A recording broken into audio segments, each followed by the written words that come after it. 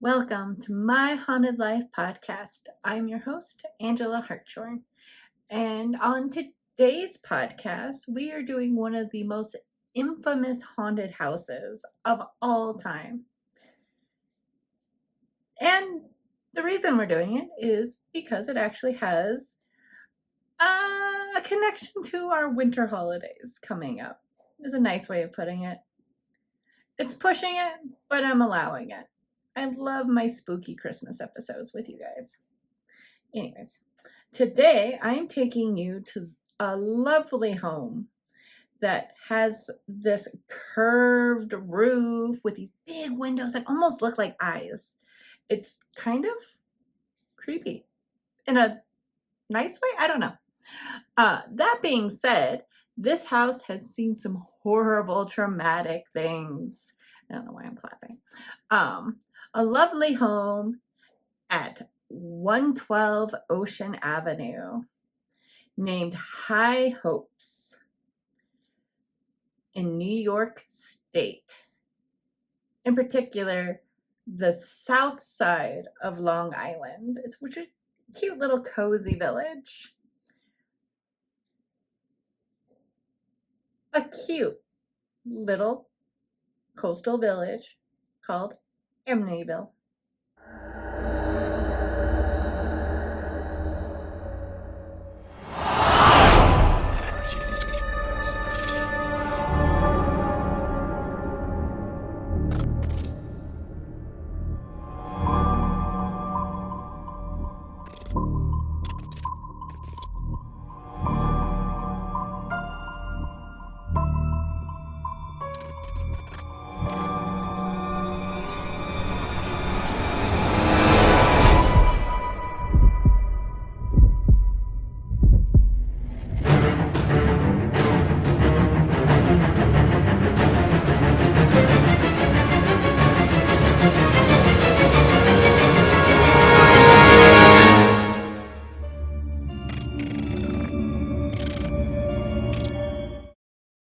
Happy holidays, my spooky babes. I have missed you guys so much. It's not even freaking funny. Oh my God. It's been so long. Tea. We're doing tea. Today is my Yuletide tea that you can find on heartandhornstore.com. It's this lovely cranberry, ginger, orange, classic holiday flavored tea. So it works well with the episode today, technically. And for those who are listening on the podcast, I am attempting, we'll see how it goes, a visual option as well. So I'm actually recording myself talking. It's probably why I sound weird, because looking at myself is weird. But we're trying it out. For those that don't know, actually, my Haunted Life podcast actually started as a visual thing. I tried being like Elvira of Ghost Stories kind of thing on OnlyFans. True story. For about 30 seconds. As my darling friend Anthony put it, it was a brilliant idea, but nobody was going to pay for it, and they didn't. But I just freaking love sharing these stories so much. I brought the podcast back, and it's so much fun. I love it. I missed it. So, yeah, the visual will probably be up on YouTube if I figure out how to do all that. We know how I am with technology. I'm doing my best. What else do I have to tell you guys? I think those are the big things. For those that don't know, we did lose our podcast host last spring, one of them. The wonderful, sweetest Biggs, who always had a tendency to pop in every once in a while. We miss him very greatly. That being said, we have a new one down there that you will meet. I have video of her from earlier when I'm trying to set up everything, so you guys will meet lady. And then actually in the visual, if you look in the background, you can see our main pod cat sleeping in the sunbeam on top of her cat tower there. She was not going to come participate in the podcast because there's sunbeam involved at the moment. But, oh my God, I don't know about you, but this year has been absolutely freaking insane. I'm just going to paraphrase it as much as possible. When I lost our Biggs in March, I went through a horrible depression right after and then got really freaking sick.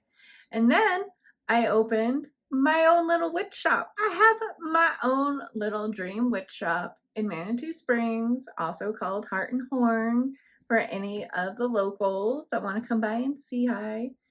Right now, Manitou looks like a adorable little winter wonderland. So it's kind of perfect. I think it's one of the reasons why I wanted to record at this moment. So you can see all the pretty snow. I guess you can, I can. Because the camera's not facing the right way. But that's also why I have glare on my glasses, sorry. Sorry, not sorry. Because I want to see the snow while talking about Christmassy stuff. It makes sense. Okay, where am I? I had to literally just do a quick note to myself. To go over everything. So I opened my cute little witch shop, and then I got just surprised by a divorce, like literally 2 weeks after I opened my shop. So that was fun. That has taken over basically all of my mental capacity over the year. Anytime I sat down to work on podcasts, it was lawyer stuff. It's been a mess, to say the least. So, Lily and I got our new apartment, and then we had to move out almost immediately because the apartment needed mold mitigation, but we're back. Everything's fine. Shows were like insane this year. I literally had 4 back-to-back traveling shows. So yeah, I was all over the place. And next year, there's going to be even more. So that, you'll be able to catch me in a lot of places coming up soon. Let me see, I gotta look. But yeah, honestly, that's about me. That's about it. And like I said, you guys will probably hear Lady. She's very vocal. She gives the cats a run for their money when it comes to podcast hosting. And I think that's it. That's me. That's me in a nutshell. How are you guys? I feel like that's the most important thing. I wanted to get my stuff out of the way, but how are you guys? I hope you guys are doing well. I hope it's amazing. I hope you are doing great. And just remember, you are amazing, you are wonderful, and you are a badass bitch. And if you're going through some shit, this too shall pass. So just remember that, especially with the holidays coming up.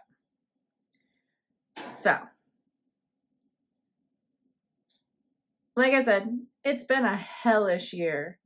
So, it is time for some spooky escapism.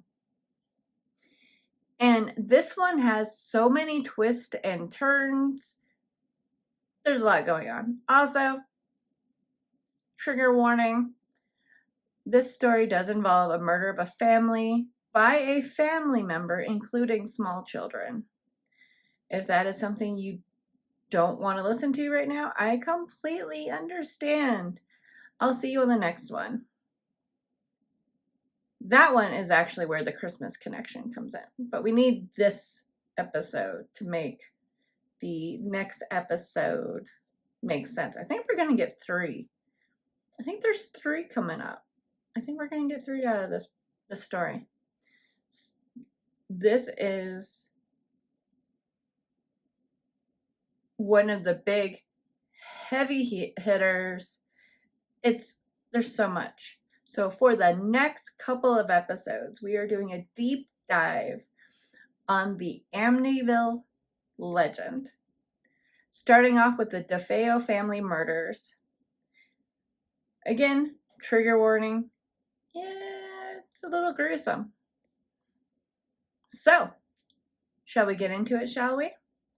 Grab yourself a cup of tea, make sure the doors are locked and the 35 caliber lever action Marlin rifle is close by. I have a story to tell you. This is WOR New York. Stay tuned for In Conversation. First, this bulletin from the WOR newsroom.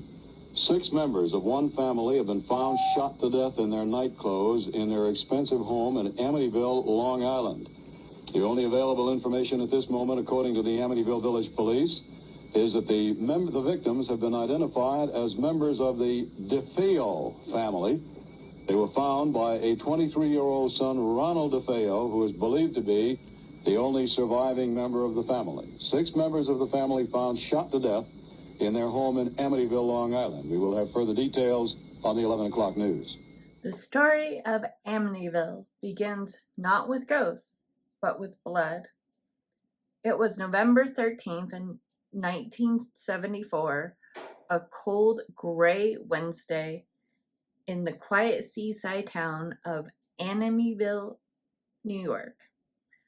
The kind of town where everybody knew each other and where, for nearly a century, there had been maybe one murder. That night changed everything. At 6:30 p.m., a young man burst into the door of Henry's bar, his face pale, his eyes wild. "You gotta help me," he shouted. "I think my mom and father are shot." Within minutes, a small group of locals followed him down the street to a large Dutch colonial home at 112 Ocean Avenue, a house the family had named High Hopes. When police entered, they found 6 bodies laying face down in their beds, each killed with a single shot from a 35 caliber rifle.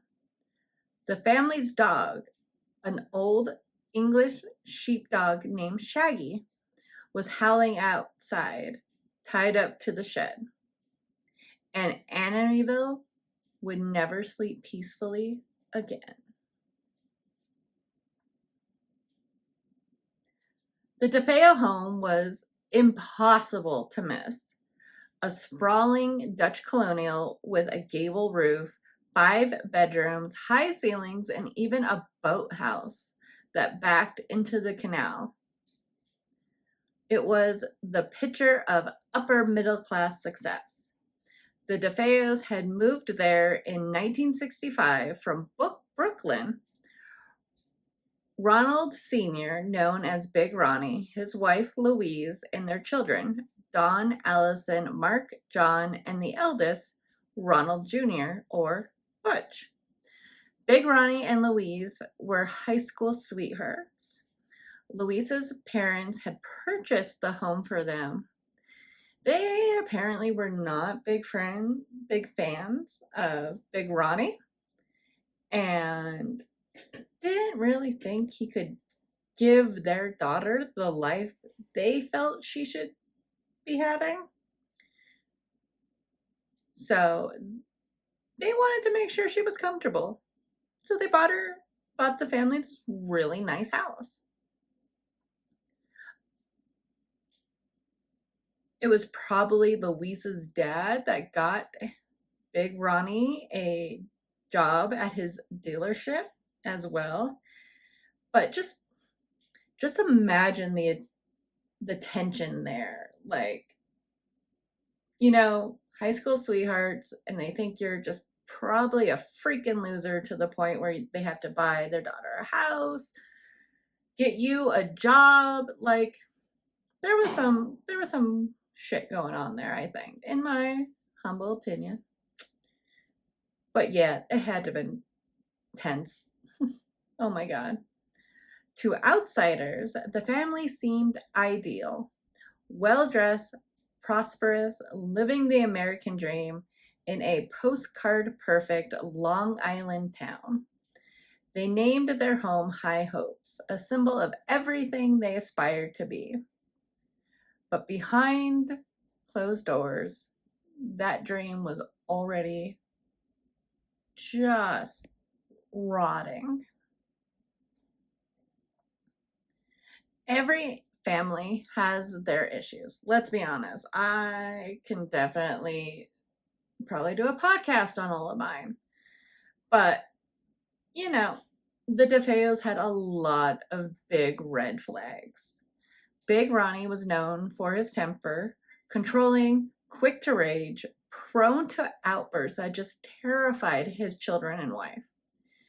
He was also deeply religious and increasingly erratic.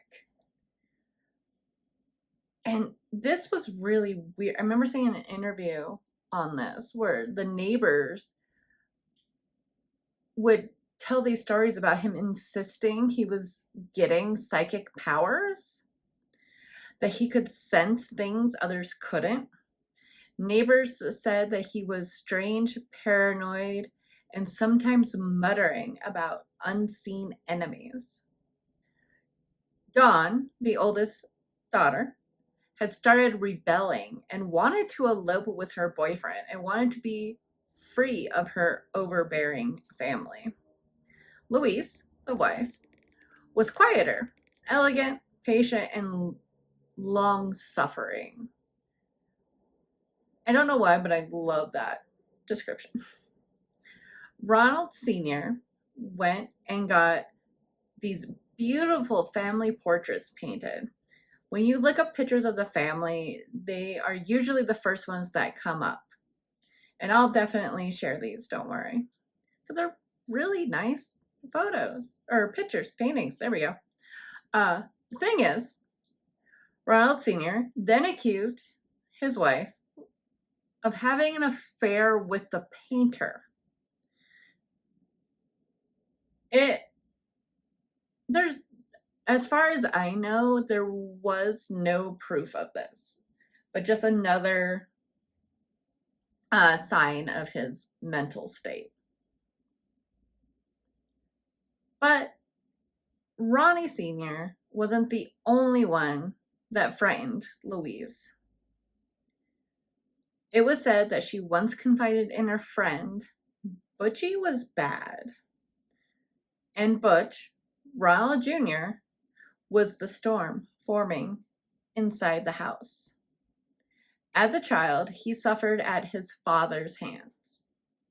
There were stories of Big Ronnie striking him in the head as an infant to make him stop crying. To me, that sounds incredibly counterintuitive if you've ever done anything with children. Another story was, I lost my spot.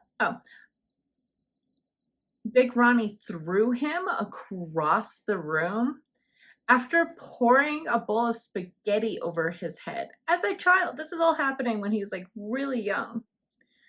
By the time that he was a teenager, he just hated his father so much. And I do want to just throw this out there. I'm not trying to make him a sympathetic character in any way, shape, or form. This is just what happened to him and does not at all excuse what he does later. Butch began drinking heavily, experimenting with heroin and LSD by the age of 15. He was unpredictable and sometimes withdrawn, sometimes just downright violent as well. The family, desperate to control him, kept him close. They gave him an allowance of $100 a week, a car, and even a speedboat. Okay, I gotta look up how much that is. 1 second. Alrighty, I found it. $100 in 1974. This is what he would be getting once a week. Is today $657.15. Holy crap. I would be so down for that. I would love, honestly, I would take $100 a week now at our current rate. Just saying. Car and even a speedboat. He wasn't hurting. Let's be honest. He rarely worked except for odd jobs at his grandfather's Buick dealership, which kind of seems like a fun, nice, lovely little family-run business. But it was rumored to have ties to organized crime, which is kind of fun. You know, we love a good mafia story. The DeFeos were not strangers to that world. Ronnie Sr.'s brother, Peter, had connections to the Genovese, should I look that up? Crime family. Some stories say that Ronnie Sr. was actually cooking the books for his father-in-law, who was said to have his own ties to the mob. Then in October 1974, $20,000. Oh, I gotta look that up in today's money because now I'm really interested. Wow. Okay. $20,000 in 1974 is the equivalent of $131,430.43. That's a lot. Anyways, this money just disappeared. It went missing from the Buick dealership. The whisper started. There seemed to be two different stories that I could find behind this. That Ronnie Sr., Big Ronnie, had been skimming from his father-in-law's accounts, or Butch, you know, Ronnie Jr., was entrusted by the family's dealership with depositing approximately the $20,000 at the bank. But he felt like he wasn't earning enough in wages and devised a plan with a friend to stake a fake robbery and steal the money for themselves. In all the research, I heard both. So, not sure. One way or another, a ton of money disappeared.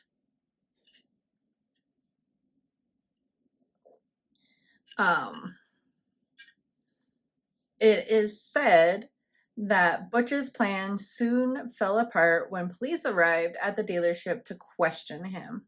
He refused to cooperate with authorities, and Ronald Sr. then interrogated his son about his potential involvement in the robbery. The conversation ended with Butch threatening to kill his father. That makes me think more along the lines that Butch probably did it. There's actual recordings from the Rico squad, like the ones that were doing the undercover mafia police stuff, also apparently referred to as the Racket Boys. I had never heard that. I thought that was kind of cute. Some fun wiretaps later uncovered by investigators that the father-in-law said of his grandson, "That boy could hang us with all what he knows." Whether or not the mafia was involved, one thing was certain: tensions inside High Hopes were spiraling towards violence. Fights between father and son became more and more physical. Brawls would spill into the yard, screaming matches that drew the neighbors' attention. At one point, Butch pointed a gun at his father's head and pulled the trigger. The gun jammed. So he was all about offing his dad right then and there. So, you know it was bad. You know it was not going to end well.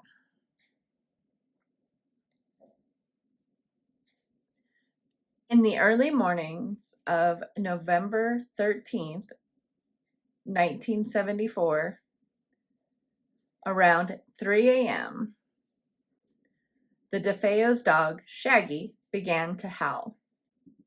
And it sounds like the dog was very well known to its neighbors and everything. They knew they were used to him. They were used to him barking. But they claimed it sounded unusual this time. Deep, mournful, little unsettling.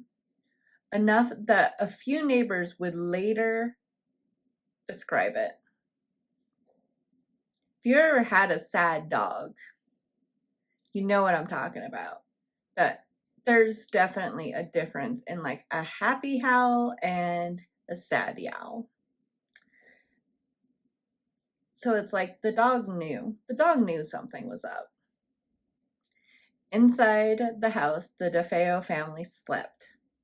At approximately the same time, a .35 caliber Marlin rifle was fired 8 times.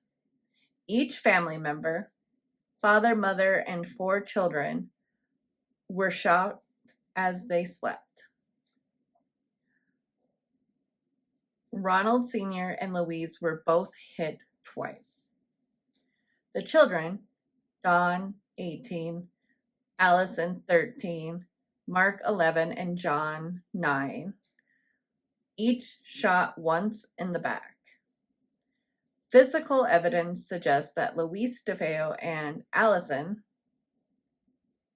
who is the middle daughter, the 13-year-old, were awake at the time of their deaths.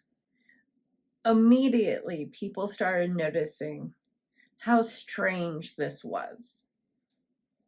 1, everybody in the family is shot the exact same way, shot in the back. The fact that nobody tried to escape, it didn't look like anybody heard it and tried to run. I don't know how much or what exact details with Louise and Allison, how they could tell they were awake, but everybody was found face down, shot in the back, in their beds.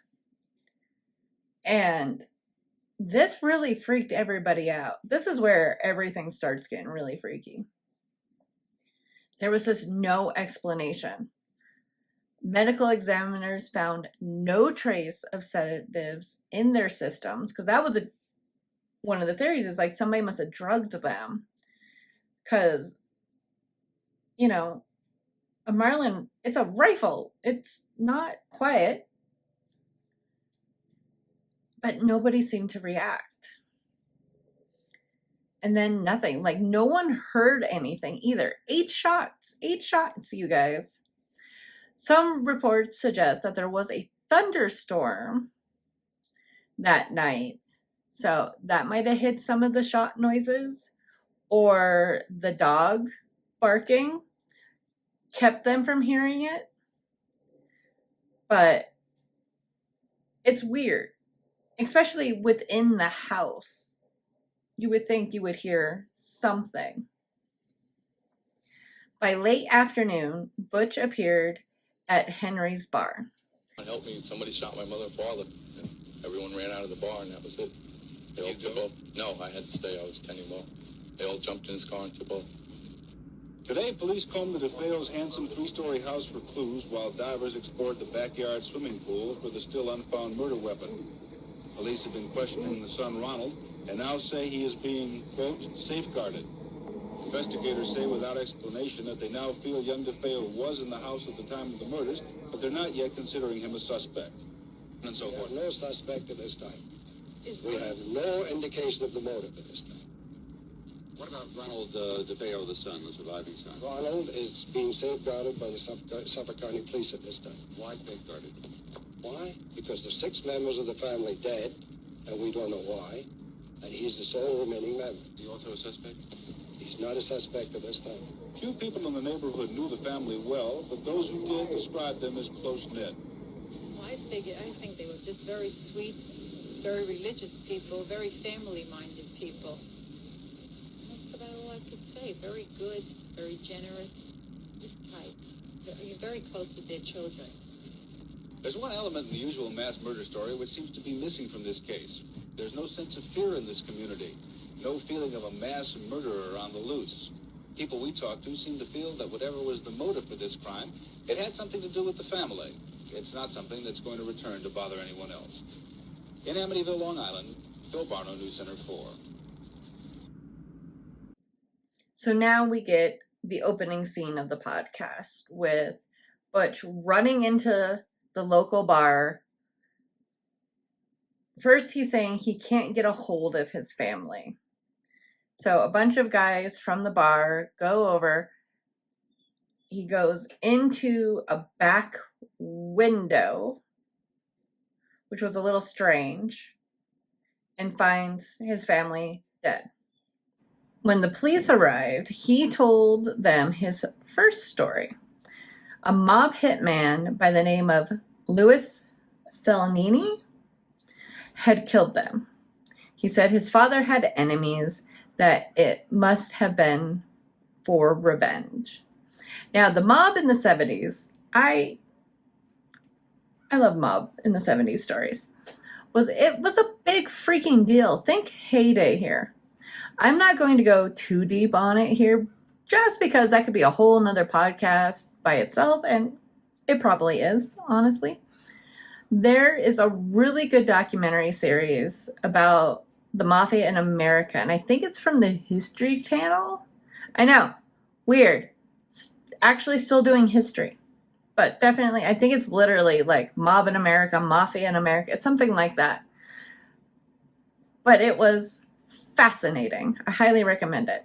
Anyway, Butch was taken to the police for his own protection. Because if it was a mafia hit, he could be the next target.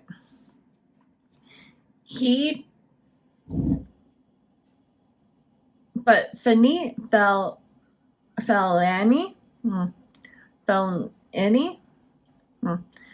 hitman, had an alibi. He had been to be out of state at the time of the killings.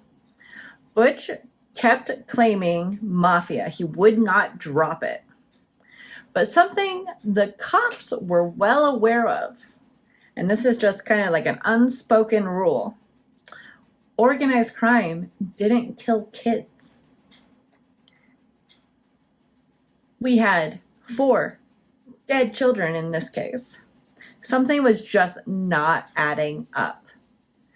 They went to push Butch again, and his story began to unravel almost immediately at this point.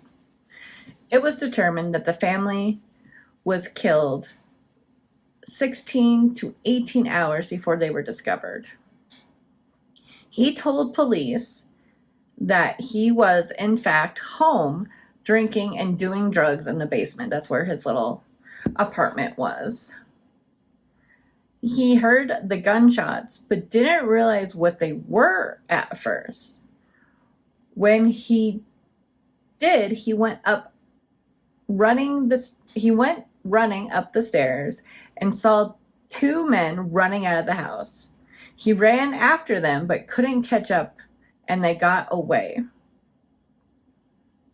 Which seems iffy. It doesn't help that he then changes his story again. Instead, this time, those 2 men had dragged him. They went and found him for some reason and dragged him from room to room, forcing him to watch as they killed every member of his family. And the whole plan apparently was to set him up as the fall guy. Detectives definitely were suspicious. other than the fact that the stories were just fantastical, he showed no emotion, no grief. He wasn't sad about any of his family. And there was like weird things, like he spoke of his parents with just downright contempt, calling his mother a whore because she supposedly had that affair, complaining his dad made him work too hard. He referred to his sister Dawn as that fucking bitch. That his little brothers were pigs in the bathroom. At one point, he actually tried to pin the murders on Dawn, even though she was one of the ones that died, saying that it was the boyfriend she wanted to elope with and get away from the family, like I mentioned earlier. He either had mafia ties or something went wrong, and the idea was for her to her and the boyfriend were going to kill everybody so she could escape, and something went wrong and she got killed. Like, he just kept pulling everything he could out of his ass. He really did.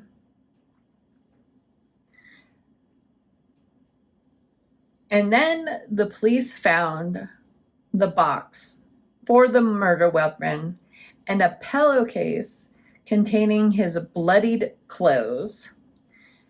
He knew he was done. The next day, he confessed. Once I started, he said, I just couldn't stop. It went so fast. He described how he had taken a bath, changed his clothes, and then discarded the rifle shells and blood-stained garments in a storm drain in Brooklyn, exactly where the police found them. The rifle itself was recovered by a dive team from the Great South Bay. But soon, our boy Butch changed his story again, claiming police had coerced him, that the evidence had been planted, and that he didn't remember what happened at all. He claimed absolute dissociation. He said he had left work early, went home, got a favorite cocktail, scotch and heroin. He apparently didn't have his key, so he had to crawl through the back window, but doesn't remember anything else. Which, to be fair, a cocktail of scotch and heroin, perhaps he actually didn't remember anything. But then, my favorite claim, personally, because again, another change of story.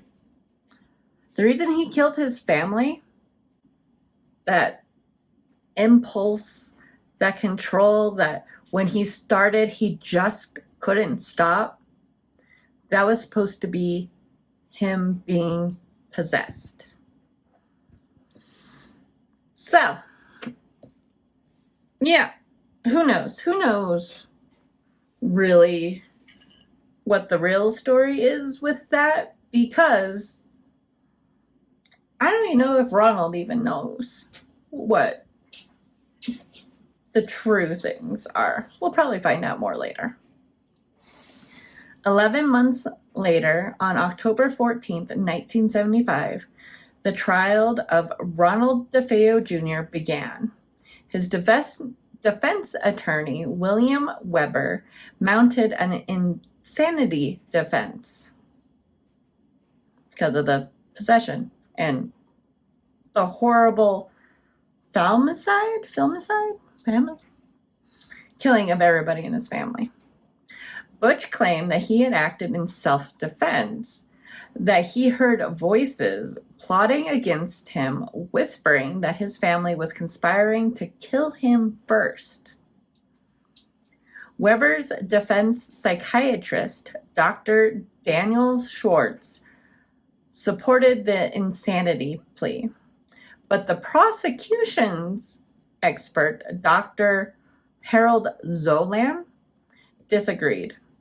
Yes, Butch used heroin and LSD, but Zoland testified that he suffered from antisocial personality disorder, not psychosis. He knew what he was doing. Prosecutors explained other possibilities: greed, revenge, even insurance money. Need some tea. While in custody, Butch had reportedly asked police if he could collect his family's life insurance policies. They thought maybe he meant to rob them or something. Or, just get the insurance. When asked on the stand if he had killed his father, Butch replied, "Yes, and I killed them all. I killed them before they could kill me." To the court, it was the closest thing to a motive they would ever get. Later, he claimed his attorney told him to act crazy to avoid conviction. He apparently attacked also one of his attorneys. I wonder if it was that one, because that'd be interesting. He said that's why his stories changed so often. In another account, he said a pair of black, ghoulish, ghostly hands that looked a lot like his sister Dawn's were the ones that handed him the gun. Poor Dawn, man. She can't escape any of this, obviously. Judge Thomas Stark called the killings the most heinous murders committed in Suffolk County since its founding. On November 21st, 1975, the jury found Ronald DeFeo Jr. guilty on 6 counts of second-degree murder. On December 4th, 1975, Judge Thomas Stark sentenced DeFeo to 6 life sentences of 25 years to life with a recommendation to never be released. DeFeo was held at the Sullivan Correctional Facility in the town of Fallsburg, New York, and until his death, all of his appeals and requests to the parole board had been denied. But the DeFeo case has never truly rested.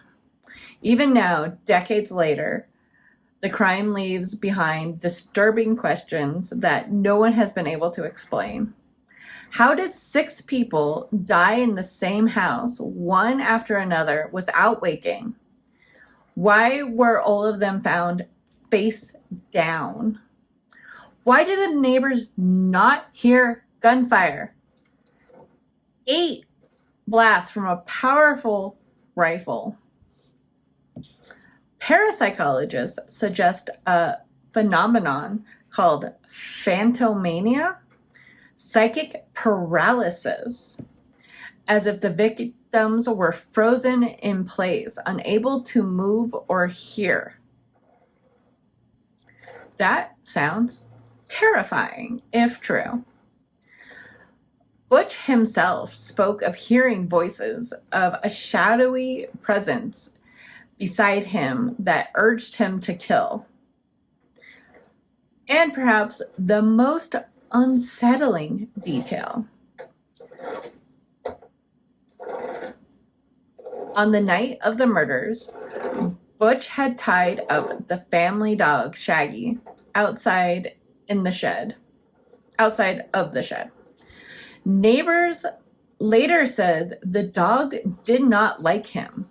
Like, this dog just hated Butch, that he would bark and growl whenever Butch came near. So people were wondering if maybe Shaggy knew what was coming. The 6 DeFeos were buried side by side at St. Charles Cemetery in Farmingdale, Long Island. The house at 112 Ocean Avenue remained empty, but not for long. Its black shutters were closed, its windows dark. Locals whispered that something evil had taken root there, that the air itself had changed. And when the next family moved in, they lasted only 28 days. So, this is the end of episode 1. Next time, we'll step inside High Hopes again, this time with a different family, with George and Kathy Lutz.